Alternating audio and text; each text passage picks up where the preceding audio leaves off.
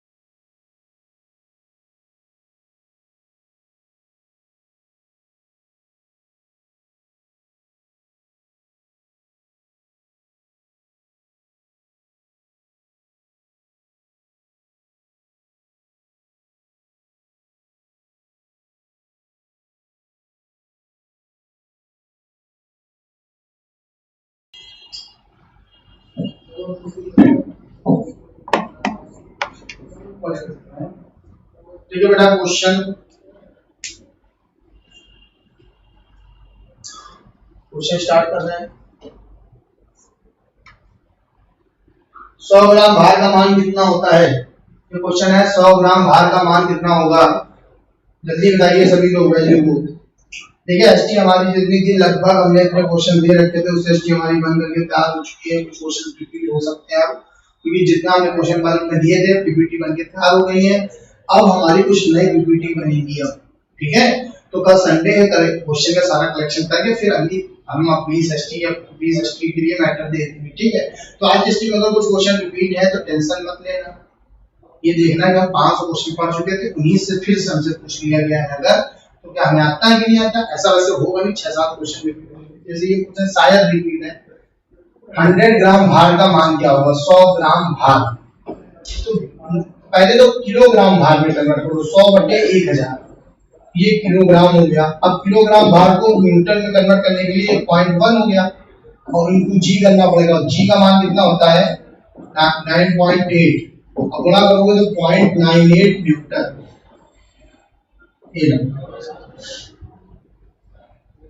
Okay, अगला question next देखा जाए। अगला क्वेश्चन देखा जाए, नेक्स्ट क्वेश्चन देखिए क्या है कि प्रकाश का किस रंग का प्रकीर्णन सबसे अधिक होता है? कल हमने बताया था, अगर आप प्रकीर्णन को मैक्सिमम देखेंगे, प्रकीर्णन स्कैटरिंग मैक्सिमम किसकी होती है? स्कैटरिंग मैक्सिमम होती है वायलेट, बैगनी की, जिसकी वेलोसिटी मिनिमम होती है। देखो प्रकीर्णन उसका मैक्सिमम होगा जिसकी वेलोसिटी मिनिमम, और मिनिमम प्रकीर्णन मिनिमम न्यूनतम होता है लाल का। लाल का प्रकीर्णन न्यूनतम होता है, क्यों? क्योंकि वेलोसिटी ऑफ रेड जो होती है वो मैक्सिमम होती है, जिसकी वेलोसिटी ज्यादा उसका प्रकीर्णन कम। प्रकीर्णन मान होगा बिखराव, किसी लड़के को मार के गिरा दिया, बिछा दिया, क्योंकि वो माध्यम खुद से भाग नहीं पाया। अगर भाग नहीं पाया तो मार के बिछा दो, तो प्रकीर्णन कर दो, ये समझ, ठीक। तो जिसकी वेलोसिटी मैक्सिमम होती है उसका प्रकीर्णन कम, जिसकी वेलोसिटी मिनिमम होती है उसका प्रकीर्णन ज्यादा। सबसे अधिक पूछा गया है तो आंसर हमारा होगा बैगनी। प्रकीर्णन को मैक्सिमम पूछा गया तो बैगनी। अगला क्वेश्चन, हीरे के विभिन्न कोणों से देखने पर चमकता हुआ दिखाई देता है क्योंकि? हीरा विभिन्न कोणों से देखने पर चमकता हुआ दिखाई देता है क्योंकि?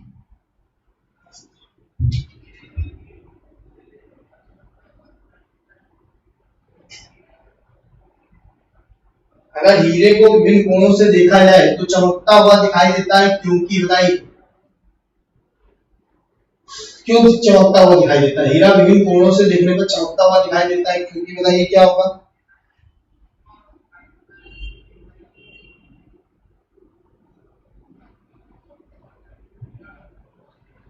इसका ये रीजन है कि विभिन्न कोणों से हीरा चमकता हुआ दिखाई देता है क्योंकि इसका अपवर्तनांक सबसे ज्यादा है। इसका अपवर्तनांक बहुत अधिक है, रिफ्लेक्टिव इंडेक्स ज्यादा है, क्योंकि n बराबर होता है 1/sin, क्रिटिकल एंगल कम, इसका अपवर्तनांक अधिक है।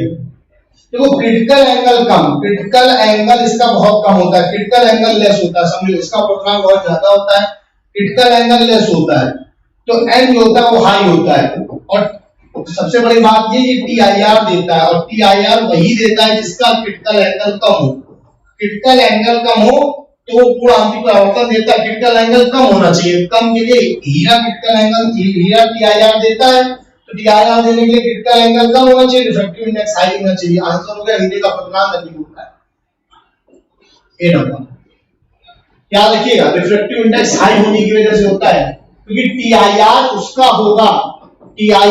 होगा जिसका क्रिटिकल एंगल कम और n हाई हो, उसके लिए TIR पॉसिबल है, और हीरे के लिए TIR होता है। अगला क्वेश्चन देखा जाएगा। नेक्स्ट क्वेश्चन क्या है? एक अवतल लेंस की फोकस दूरी 25 सेंटीमीटर। अगर हम अवतल लेंस की बात कर रहे हैं, एक अवतल लेंस की फोकस दूरी कितनी है? 25 सेंटीमीटर। एक अवतल लेंस की फोकस दूरी जो है वो 25 सेंटीमीटर है। Focal length will be 25 centimetre. इसकी क्षमता E बराबर 100/f करोगे तो 100/25 किया आपने, 2500 को 100 4 डायोप्टर। लेकिन अब आपका अवतल लेंस है औसत लेंस है तो माइनस का 4 डायोप्टर आंसर, औसत लेंस के लिए माइनस का आंसर आएगा।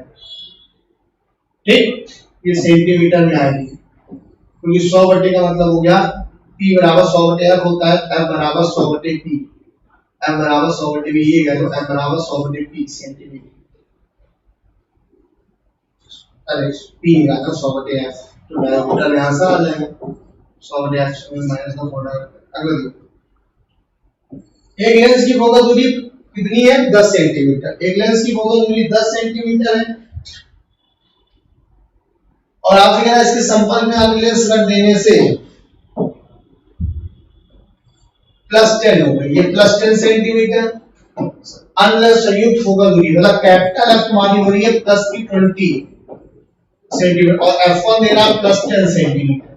अब आपसे कह रहा है F2 बताओ, दूसरे लेंस की या P2 बताओ, तो भैया अगर हम P1 निकाले तो 100 बटे F1 हो जाएगा, 100 बटे F1 से तो निकालो 100 बटे 10 तो 10 आ जाएगा, 10 डायोमीटर, तो ये P1 आ गया, P1 10 है। कैपिटल F से कैपिटल P निकालो तो 100 बटे कैपिटल F करोगे 100 बटे 20 करने से प्लस की 5 डायोमीटर आ गई। अब लगा लो P बराबर P1 plus P2, capital P तुम्हारी आई है 5 और स्मॉल P1 आपकी आई है 10, P2 निकाला तो P2 बराबर माइनस का 5 डायोमीटर, ये आंसर हो गया P2 बराबर माइनस का 5 डायोमीटर, चौथा नंबर आंसर P2 बराबर माइनस। देखिए इस F1 से हमने P1 निकाल लिया, इस F से हमने कैपिटल P निकाल लिया, फिर हमने P बराबर P1 प्लस P2 अप्लाई कर दिया, हमारा आंसर क्लियर हो गया। ओके, नेक्स्ट क्वेश्चन देखेंगे, अगला क्वेश्चन क्या होगा,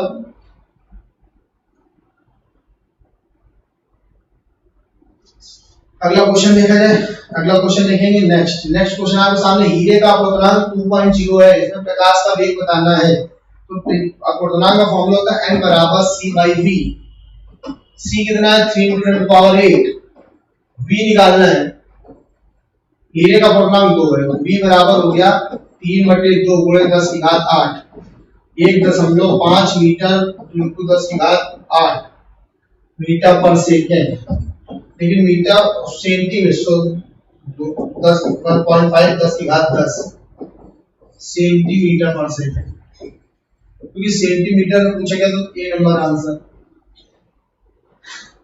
फॉर्मूला होता है। ठीक है, अगला क्वेश्चन देखा जाए, किसी माध्यम के लिए क्रांतिक कोण 60 है तो उसका अपवर्तनांक क्या होगा। देखिए क्रिटिकल एंगल और इसके n बराबर होता है 1/sin c, तो sin c बराबर होता है क्रिटिकल एंगल के लिए 1/n, या n बराबर सीधे 1/sin c का तो sin 60 मान √3/2, इसको ऊपर ले जाओगे 2/√3, आंसर आपका 2/√3 आ गया, n बराबर 1/sin c से 2/√3, 2/√3 3/2 होता है, तो 2/√3 एक्चुअली इस ऑप्शन को सही करो 2/√3 होगा, 3/2 2/√3 होगा, 2/√3 ये sin 60 का मान होगा √3/2, ठीक है ना, n बराबर 2/√3 होगा, वो सेकंड नंबर ऑप्शन को पूरे रूट लग गया, वो गलत है, वो नीचे केवल √3 पे है, 2/√3 होगा। अगला क्वेश्चन देखो, फॉर्मूला नोट कर दीजिएगा, ऑप्टिक्स पूरी कंप्लीट हो गई हमारी एसटी के माध्यम से।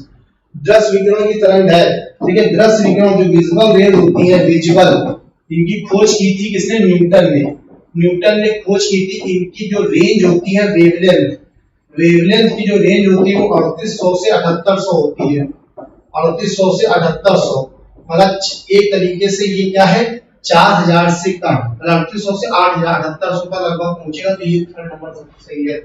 4000 से 8000 में 3800 से 7800, तो अगर हम 200 इधर बढ़ा दें तो 200 उधर बढ़ा दें, 4000 से लगभग 8000 तक ऐसा ये लगभग में आंसर हो जाएगा। ठीक है, नेक्स्ट, श्रांत नेत्र के लिए खगोलीय फोकस दूरी की आवर्धन क्षमता, जब रिलैक्स आई होती है, रिलैक्स्ड आई होती है, तो रिलैक्स्ड आई के लिए क्या करते हो कि रिलैक्स्ड आई के लिए श्रांत आंख जो होती है, तो रिलैक्स्ड आई के लिए आप क्या करते हो, रिलैक्स्ड आई में आपको एक बात ध्यान देना है कि अगर आप फॉर्मूला लगाओगे दूरदर्शी के लिए, दूरदर्शी की आवर्धन क्षमता m बराबर FO/FE होगा, यदि इनफाइनाइट के लिए या इमेज इनफाइनाइट बन रही है तो m बराबर FO बटे FE होता है, इसका आंसर याद होगा, ध्यान दीजिए। नेक्स्ट, ल्यूमेन पर वॉट किसका मात्रक है? ल्यूमेन पर वॉट, ठीक है। दक्षता, ज्योति दक्षता का मात्रक है। दक्षता जो होती है वो होती है ल्यूमिनस फ्लक्स बटे पावर। तो ल्यूमिनस फ्लक्स का मतलब ल्यूमेन होता है, ज्योति फ्लक्स का मतलब ल्यूमेन, और ल्यूमेन पर वॉट ये ज्योति दक्षता का पावर है, मतलब कि ल्यूमिनस एफिशिएंसी का मात्रक है। ल्यूमेन पर वॉट ज्योति दक्षता का मात्रक है। ल्यूमेन पर वॉट जो होता है वो ज्योति दक्षता का मात्रक होता है। ल्यूमेन पर वॉट जो है वो ज्योति दक्षता का मात्रक है। अगला क्वेश्चन देखिए, नेक्स्ट क्वेश्चन क्या है? तरंग प्रकृति का जांच के लिए अगर आपको वेव नेचर चेक करना है, वेव नेचर की जांच है, वेव नेचर को आइडेंटिफाई करना है, वेव नेचर को आइडेंटिफाई के लिए व्युत्क्रमक इनवर्स स्क्वायर रूल किसके लिए लगेगा? बताइए किसके लिए लगता है व्युत्क्रमक का नियम? अभिसारी के लिए, समांतरी उपयोग सभी के लिए। तो देखिए इसका आंसर आपको होगा inverse square of line is for such a beam of that, तो ये लिखो ऑल ऑफ एबव, सबके लिए लगता है। इससे मतलब नहीं कि वो कैसी है। अगला देखो नेक्स्ट, किसी अचालक को प्रेरण द्वारा, अब इस क्वेश्चन को समझते हैं। किसी अचालक इंसुलेटर को क्या कभी चार्ज कर पाओगे? कभी नहीं। इंसुलेटर अचालक को प्रेरण द्वारा, अचालक को देखो प्रेरण, इंडक्शन नहीं हो सकता, अचालक को इंडक्शन से नहीं कभी कर सकते, ध्यान दो।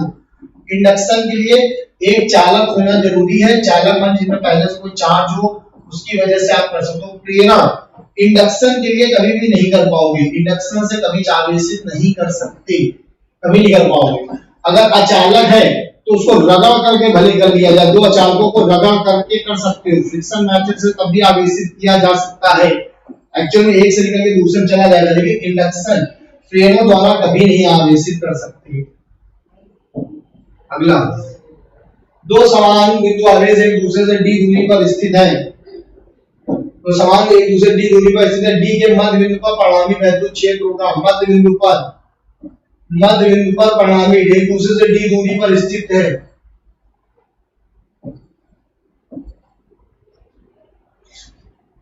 समान प्लस और प्लस, अच्छा प्लस और प्लस के बीच में वैद्युत क्षेत्र निकालोगे परिणामी, इसकी वजह से इधर जाएगा E1, इसकी वजह से जाएगा E2, और दोनों की दूरियां d/2 बराबर है।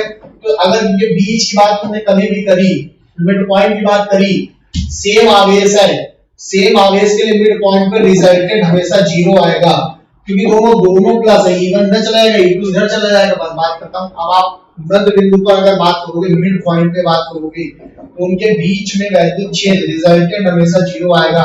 लाइक चार्जेस अगर है, लाइक के बीच में निकालो 0 आएगा, अगर उनके बीच का बल निकालते तो भी 0 आता, रिजल्टेंट ये भी 0 आता है। ओके, मिड पॉइंट पे अगर कोई आवेश रखे उस पे परिणामी बल निकालते तो 0 आता, यहाँ पर भी रिजल्टेंट परिणामी वैद्युत क्षेत्र की तीव्रता भी 0 आएगी। अगर प्लस और माइनस हो तो नहीं आएगी, प्लस माइनस अगर है तो बाहर 0 आता है, E का मान 0, ठीक है ना। लेकिन अगर प्लस प्लस है या माइनस माइनस है, उसके मिड पॉइंट में पूछा गया है तो रिजल्टेंट इंटेंसिटी शून्य आती है, ठीक। अगला देखो नेक्स्ट, तांबे के 1 ग्राम तार को 1 सेंटीमीटर व्यास के मोटे तार के खींचा गया है। तो तांबे का 1 ग्राम तार है, पहले हमने 1 ग्राम वायर इसका लिया, मतलब मटेरियल सेम है, मटेरियल सेम वाला कॉन्सेप्ट चल रहा है। मटेरियल सेम होने का मतलब ही हो जाता है 1 ग्राम तार से आपने भाई व्यास 2r1, पहले वाले का व्यास आपने 1 सेंटीमीटर रखा है, और उसी से आपने दूसरा वायर बनाया 1 ग्राम तार से आपने व्यास को 2 सेंटीमीटर रखा। अब प्रतिरोधों का अनुपात, तो रेडियस का अनुपात हमारा 1/2 डायरेक्ट आ रहा है। मटेरियल सेम होने में चीजें चलती हैं, r proportional to l square, r proportional to 1/a square और r प्रोपोर्शनल टू 1 रेडियस की पावर 4। क्योंकि मटेरियल सेम है तो खींच का मोड़ का मटेरियल सेम, आयतन सेम है, तो r1 अनुपात r2 बराबर हो जाएगा r2 बटे r1 की होल पावर 4। तो 2/1 की पावर 4, 16 अनुपात 1, ये इसका आंसर आएगा 16 अनुपात 1। देखिए जब खींचकर मोड़कर आयतन समान रखते हुए पदार्थ की मात्रा समान रखते हुए लगाते हैं तो इस तरीके से सॉल्व किया जाएगा।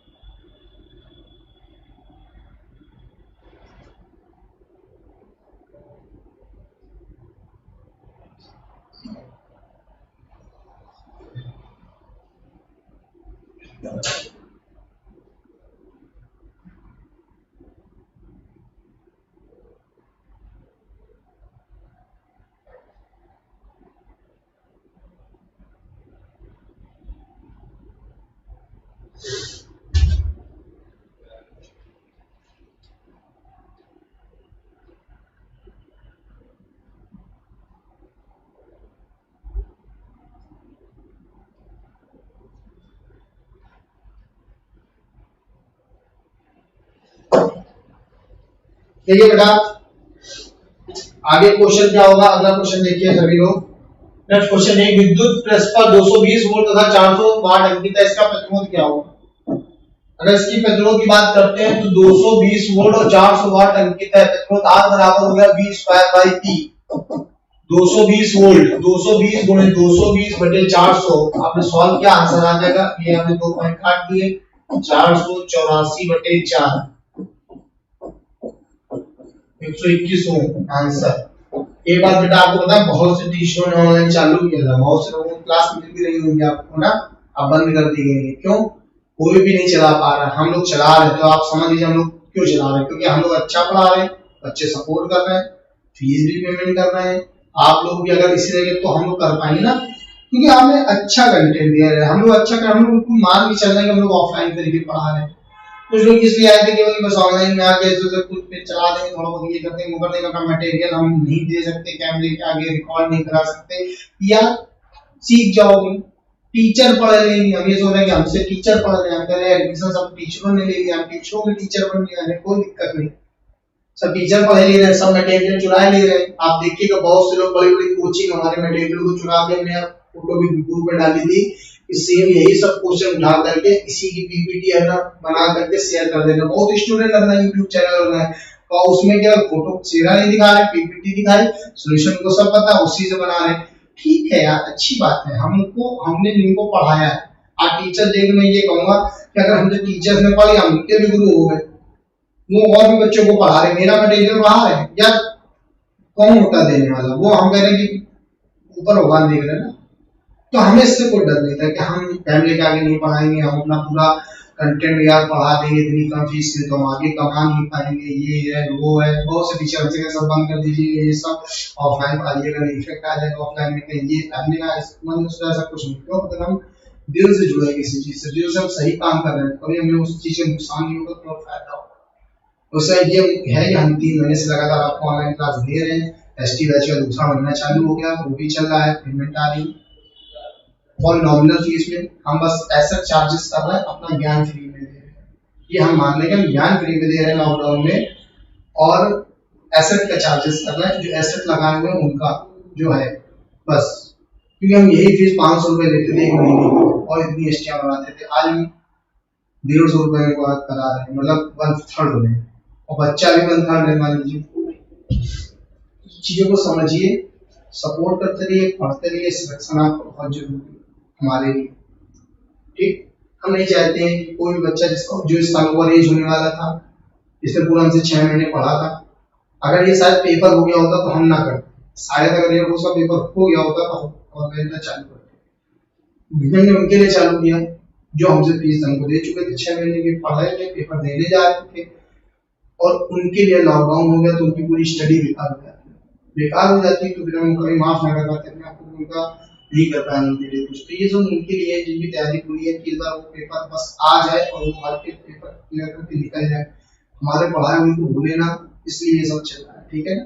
बाकी न्यू स्टूडेंट तो हमें पता है कि न्यू स्टूडेंट तो ऑफलाइन ही आएंगे, पूरा पेमेंट करेंगे, वो ऐप नहीं पढ़ रहे, पुराने पढ़ जिनका ओवर एज होने वाले हैं और जो सिलेक्ट होने वाले हैं, सिलेक्ट होंगे नाम लेंगे तो छोटे भाई बहन आएंगे, हमें आप दिल से किसी के साथ अच्छा करेंगे वो कभी वो चीज आपके लिए बुरी नहीं हो साबित हो सकती। आगे देखते हैं नेक्स्ट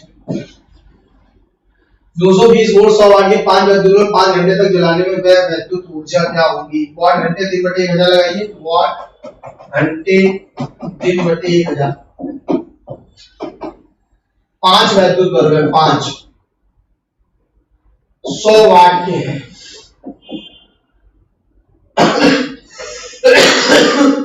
घंटे 5 घंटे तक चलेंगे, 3 दिया नहीं तो 1000।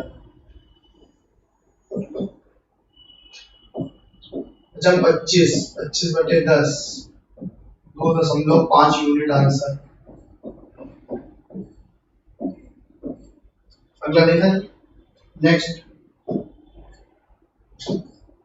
1 किलोवाट घंटे वाटर हीटर 20 लीटर पानी का तापमान 20 से 60 तक बढ़ाता है, पानी को गर्म करने में लगा समय क्या होगा? तो यहाँ पर आपको इलेक्ट्रिकल टू हीट कन्वर्ट करना है, इलेक्ट्रिकल टू हीट एनर्जी में कन्वर्ट करना है, इलेक्ट्रिकल टू हीट में कन्वर्ट करना है, वैद्युत ऊर्जा को ऊष्मीय ऊर्जा में बदलना है। जब आप इलेक्ट्रिकल टू हीट कन्वर्ट करेंगे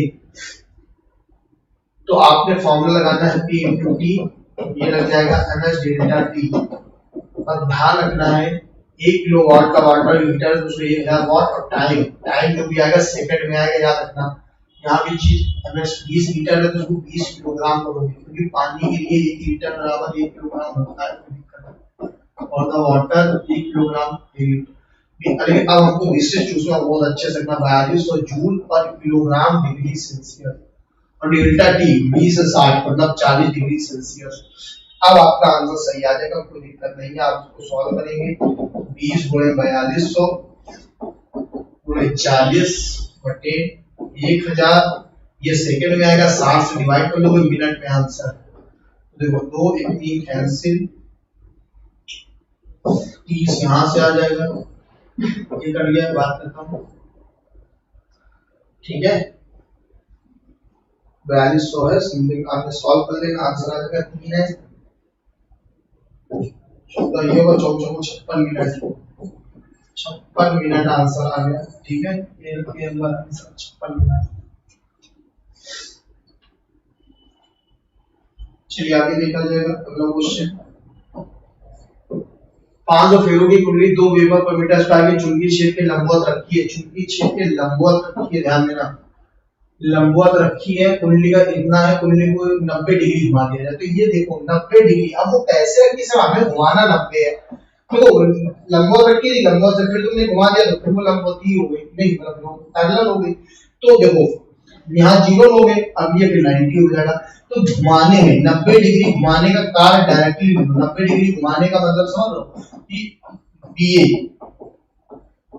180 घुमाने का मतलब 5 बराबर 2 BA, इसको याद रखना कि अगर आपने 180 डिग्री घुमाया तो 5 बराबर 2 BA, और 90 डिग्री घुमाया तो 5 बराबर BA। अब हम वैल्यू लगा रहे हैं E बराबर n delta 5 by delta T, तो n कितना है 500, आपने 90 डिग्री घुमाया तो BA और T हो गया 0.1, अप्लाई कर लो कि अब हम इसको यहाँ ला ले रहे हैं, 90 डिग्री घुमाने का मतलब हो गया था 5 बराबर E बराबर n BA था, E बराबर n BA बटे डेल्टा T, n हो गया 500, B कितना है 2 वेबर पर एरिया हो गया 100 centimetre, 100 into 10 - 4 metre square, B और डेल्टा T 0.1, अब देखो पॉइंट हटाया 0 आया, 5000 हो गया, तो या ऐसे इसको पॉइंट बाद में बढ़ाएगा जरूरी नहीं है, 0.2 और 2 4 काट दिए, बात खत्म, पॉइंट बड़ा 0 20 हो गया, ये 20 2500 वोल्ट, 100 वोल्ट आंसर, चौथा नंबर। क्लियर, ये आंसर हो गया। 90 डिग्री घुमाने में भी ये होता है परिवर्तन, और 180 डिग्री घुमाने में परिवर्तन होता है 2v। याद रखिएगा, E बराबर n delta phi by delta T के हिसाब से था।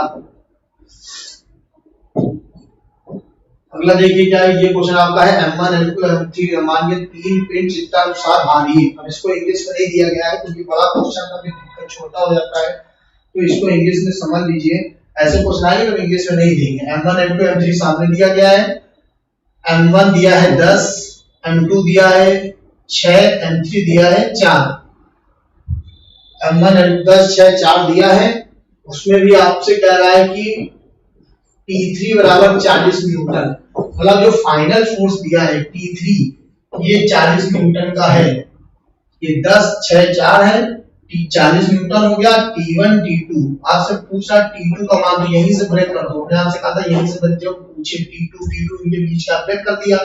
जब आप ब्रेक कर देते हो तो हमको जो T2 निकालना है, तो एक्चुअल में हमको हमेशा MA करना होता है। A तो आपका जानते हो जो फाइनल फोर्स होता है, फाइनल फोर्स बटे M1 plus M2 plus M3, ये तो हमारा A का मान आता है। और यहाँ पे वो मास लिए जाते हैं जो फोर्स के जो कट कर, जैसे जब आपने कट किया तो कट करने में जो मेन फोर्स है, मेन फोर्स ये है तो इसकी तरफ वाला छोड़ करके बाकी लिए जाते हैं, फोर्स की तरफ वाला छोड़ दिया जाता है। तो यहाँ पर खींचेंगे 10 प्लस 6 ये लेना पड़ेगा, तो आप डायरेक्टली T2 का मान यहाँ पे आएगा 10 प्लस 6 बटे 10 प्लस 6 प्लस 4 इंटू T3 कितना है 40, 10 6 16 4 20 20 19 40, 10 6 16 16 19 32 न्यूटन आंसर।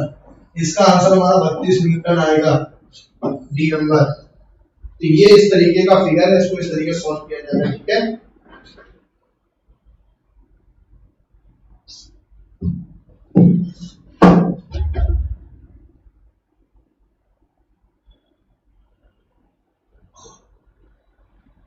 अगला क्वेश्चन देखा जाएगा। नेक्स्ट क्वेश्चन क्या होगा, नेक्स्ट क्वेश्चन 19 के बाद देखिए अगला क्वेश्चन क्या है। 2 किलोग्राम 3 और 5 के द्रव्यमान के 3 गुटकों को भारी डोरी द्वारा परस्पर जोड़कर घर्षण रहित फ्रिक्शन लेस, मतलब कि यहां से F बराबर 10 न्यूटन, ये फाइनल फोर्स 10 न्यूटन का दिया गया है।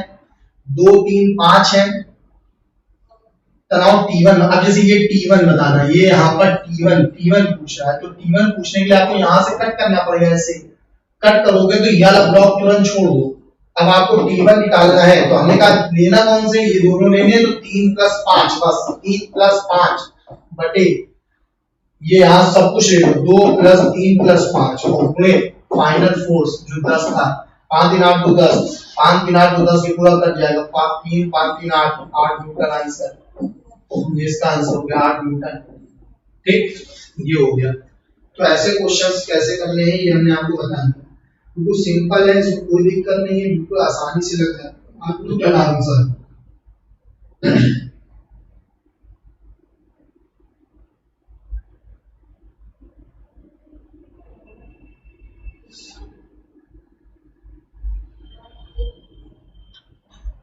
अगला क्वेश्चन देखते हैं। नेक्स्ट क्वेश्चन, एक ही पदार्थ के 2 तार A और B की लंबाइयों का अनुपात 1:2 है। एक ही पदार्थ, सबसे पहले सेम मटेरियल। तो एक बात है बेटा, इंग्लिश और हिंदी चक्कर में बहुत अच्छे क्वेश्चन नहीं हो पाते हैं, तो अब हमको जिस लैंग्वेज में मिलेगा हम बोल देंगे, आप लोग अपना थोड़ा सा नोट भी करते चलिएगा। अच्छे क्वेश्चन है, सेम मटेरियल की बात है, हम वैसे दे देंगे, जैसे वाला हमें दे देना चाहिए दोनों में। अब एक ही पदार्थ के 2 तार है, सेम मटेरियल वायर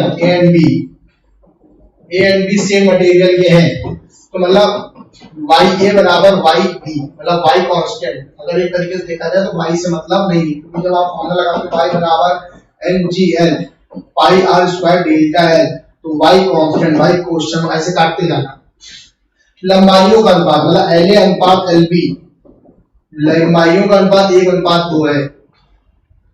व्यासों का अनुपात, व्यास का मतलब जो व्यास होता है, व्यास मतलब 2RA बटे 2RB, बात तो वही है 2:1, तो ये तो RA अनुपात RB आ गया डायरेक्ट, रेडियस का अनुपात 2:1 हो गया। तो यहाँ पे जो RA अनुपात RB है वो आपका है 2:1। समान बल, सेम फोर्स, ये हमने आपको बिल्कुल ट्रांसफर में क्वेश्चन कराया था, ऐसा ही सेम क्वेश्चन था, समान बल, समान बल।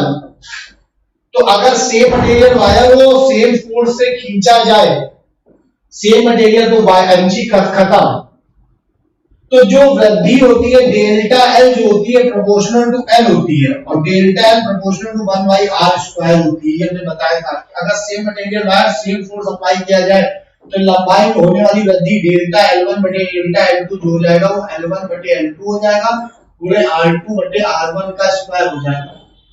बात समझिए, ये होता है।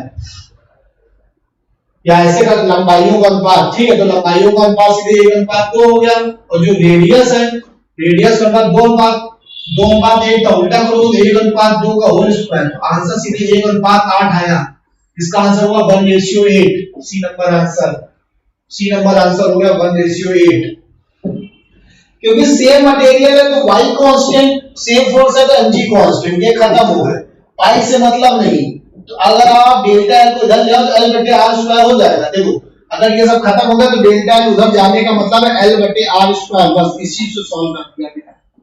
Delta L proportional to L, delta L proportional to 1 by R square, ये दो फैक्टर कभी भी हो कि सेम मटेरियल का है और सेम फोर्स है से खींचा गया है, सेम मटेरियल का है सेम फोर्स से खींचा गया है, तो delta L proportional to L बटे आर स्क्वायर होता है। Delta L proportional to L, delta L proportional to 1 by R square.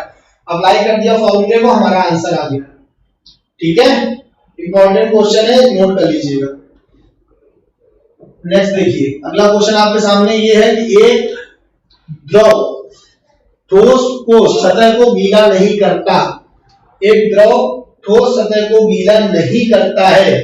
A liquid does not wet the sides of solid, the angle of contact, तो गीला नहीं करता है। Example mercury, mercury के लिए 138 डिग्री होता है, मतलब कि ऑब्ट्यूज एंगल वाले जो होते हैं वो गीला नहीं करते हैं। ऑब्ट्यूज एंगल, ऑब्ट्यूज एंगल का मतलब होता है अधिक कोण, तो जो अधिक कोण वाले होते हैं वो गीला नहीं करेंगे। अधिक कोण आंसर हो गया ऑब्ट्यूज एंगल। अधिक कोण वाले नहीं गीला करते, ये आपका आंसर हो गया। अधिक कोण वाले गीला नहीं करेंगे, ये ध्यान रखिएगा। अधिक कोण वाले जो होते हैं वो गीला नहीं करते। ऑब्ट्यूज एंगल इसका आंसर हो जाएगा, आंसर हो गया ऑब्ट्यूज एंगल। क्लियर, ये इसका आंसर हो गया।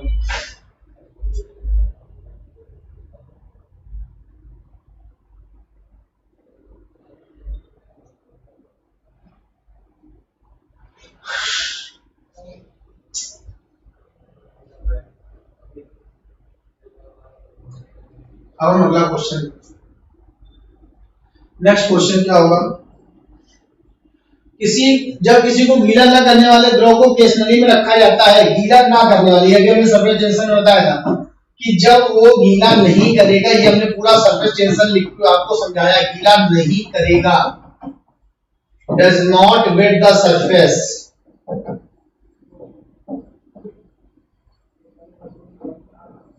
डज नॉट वेट सरफेस, जब does not wet the surface आएगा,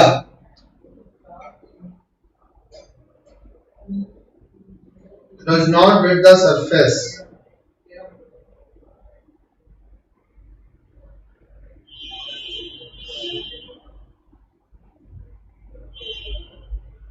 does not wet the surface,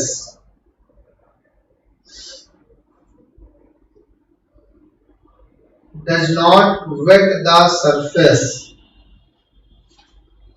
जब does not wet the surface का मतलब हो गया मरकरी Hg। तो Hg वाले का तल हमने बताया था अर्धचंद्रा कैसा होगा, ये होता है अवतल, है ना।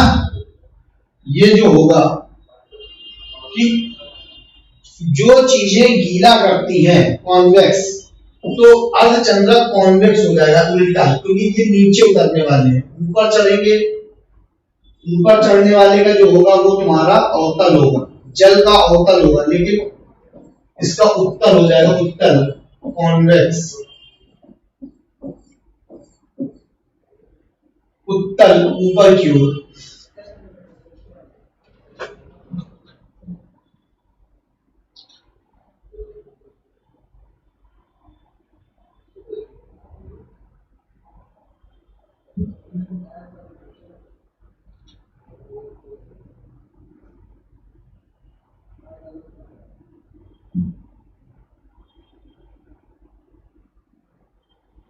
आगे देखिए नेक्स्ट क्वेश्चन।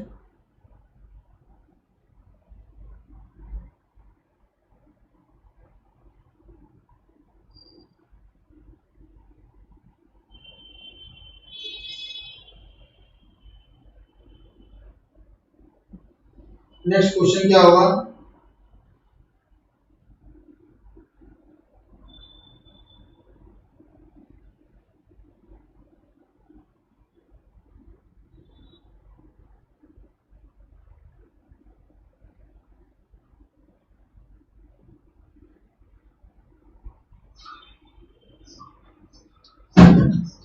तो जो आप जानते हो मरकरी वैसे भी उभरा गोल होता है, गोल माने उत्तल। ऐसी चीजें नीचे उतरती है जिनका नीचे उतरेंगी डाउनवर्ड होंगी, गीला नहीं करेंगी। याद रखिए गीला नहीं करेंगे, मरकरी वाला गीला नहीं करेगा।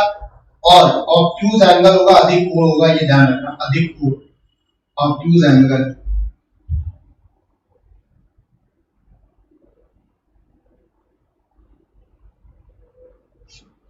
ठीक, और ये ऊपर चढ़ते हैं, जो ऊपर चढ़ेंगे न्यून कोण होगा, न्यून कोण होगा, गीला करेंगे, वेट करेंगे, ध्यान दीजिएगा, ये ऊपर चढ़ेंगे। और जो ना स्ट्रेट होता है चांदी वाला।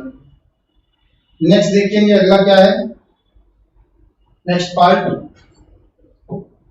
एक एन प्रकार का अर्धचालक है।